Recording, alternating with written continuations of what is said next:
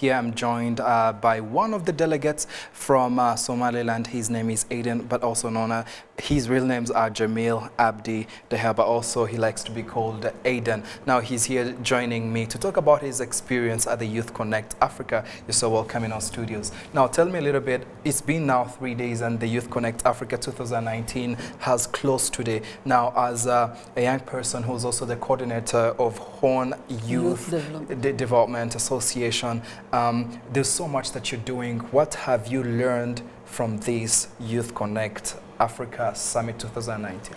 Thank you for having me first. I've learned so many things and I cannot concise it or tell it in short because it has been really a great experience. Because it was the first time that we came to Kigali in which Rwanda hosted. So it was diverse. There were so many events, so many different horses that they were meeting and everything. So we've been heading in each one. Did you make any connections, meet any people that you're always looking up to meet? Yes, I have met the chief executive of Volkswagen, Michaela. Yeah. Yes. And I've met as well another woman, but I don't have her name now. So we talk a lot, and I've participated in the GVBD in which His Excellency Madam Janet Kagame was present, in which they talk a lot about the challenges and everything, and in which at the same time they project a short clip. It was really great. It was moving and so emotional. And what I like the most about Rwanda, it's like how you have achieved a lot. Yes. Which is something to be proud of. And from where I'm from, Hargeisa, which is the capital city of Somaliland, we always look up to Rwanda. For basically inspiration. For basically inspiration and all the achievement that you have done. Which is something to follow. To look up to. Now, this brings me also to this question that, you know, Africa has almost similar problems, particularly when you're looking at the youth of Africa. Now, when it comes to the issue of unemployment or talented youth not being given a chance by people in leadership, what do you think, or what are some of the solutions you've learned, because that was part of the discussion at the Youth Connect Africa. What do you think should be the solution, or what are some of the solutions that you've learned that you think are very practical when it comes to youth talent that is ignored, but also trying to create entrepreneurship starting from passion? Okay, if I talk about it, like how is it in my country, about the unemployment and all of that, there are a lot of things and a lot of area. Because we don't have the same opportunities like Rwandan has.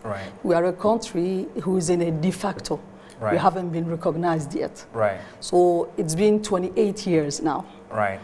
But how does that, you see, like that as a nation, it's just one nation we're talking about. But look at it on a continental level. What should be the solutions to unemployment, and how do we integrate talent and passion into creating pay or basically profit? One of the main things is investing into the youth. That's correct. And so one of the other thing is that the youth has to get encouraged by the government. And so they have to help them as well. So that they can achieve a lot. And the other thing is that the youth as well, Africans, as you know, we got so many potentials as Africans. And we have seen the mass immigration that our youth are going to Europe and dying into the seas. So the main thing that they don't understand is that they got the potential, they got the quality, the education, and all the gifts that God has gave them, because they have a strong cultural roots. We are African. That's powerful. Yeah, and we are so diverse. We speak so many languages. We got so many different skills.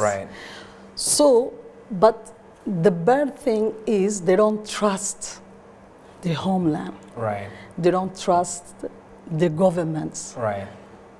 So there are so many things, but what they don't understand as well is that they can do everything they can do in Europe, in Africa. In Africa. That's a very powerful message. Now, allow me, as we conclude this interview, in the interest of time, give me at least one message, one that you're taking home from this summit. The one message that I'm taking home from this summit In 60 seconds. In 60 seconds. I can't explain it really. It's overwhelming, yeah. Yeah, it was so overwhelming, and I was so excited. I was like a newborn, like saying all of this, having all these people talking and making this speech and everything. So you can't compress it in 60 seconds, and that's fine. But one thing I can say, I appreciate that you gave us your time and to deliberate more on, you know, your takeouts from the Youth Connect Africa Summit.